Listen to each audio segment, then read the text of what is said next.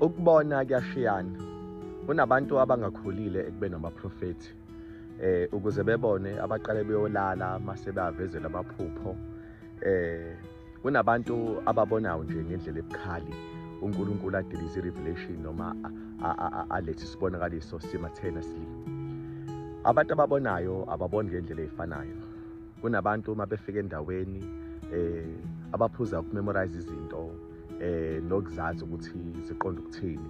But kunabantu in each and every realm abakwazi ukubona ngoba uNkulunkulu uses izinto abazaziyo, their experiences, to tell them what is really happening.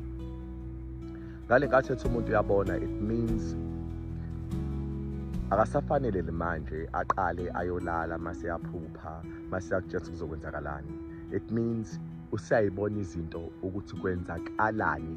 Ukubona mafika emsebenzini ufika ufaka ikhanda phansi uthi lehla sephe iminyaka o3 ekugcineni mase ababona abantu njengomnjalo babo ukuthi bawobani kuyima ukhuleka. Nalana ke empilweni yokukholwa uhamba iminyaka ungakwazi ukubona, kodwa uzothi uma usubona izinto ukwazi ukuzenza ngendlela ehlukile.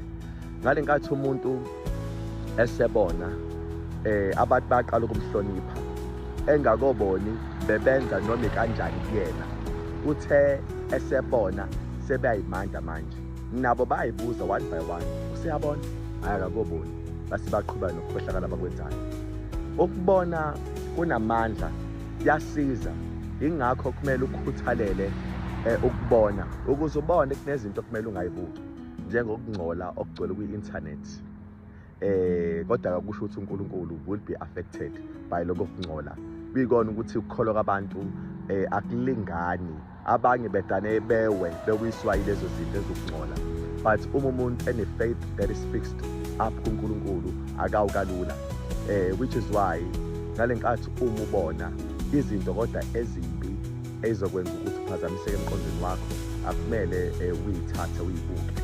But lezi zinto lezi ezikuconnectisa uNkulunkulu ezikwenza ukuthi ucabange kahle ungayibuka. But I'm not saying nje sungadane uphila impilo yakho sengathi ufake into ezokuvimba, ngoba phela uhambe emhlabeni angisho ukuthi nalala focus entweni eyodwa.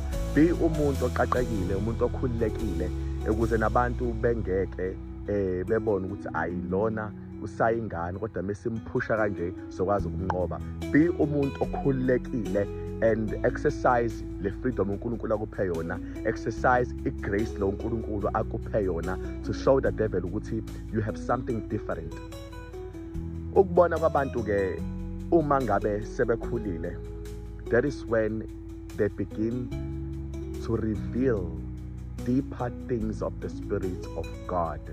And ngale nkathi beyichaza kubalula kubantu ukuzazi mase labantu abayizwayo kube sengathi ivela kalula kulo, kanti lo sethatha iminyaka emide nama effort nakho konke to try and bring out what was given to him or her.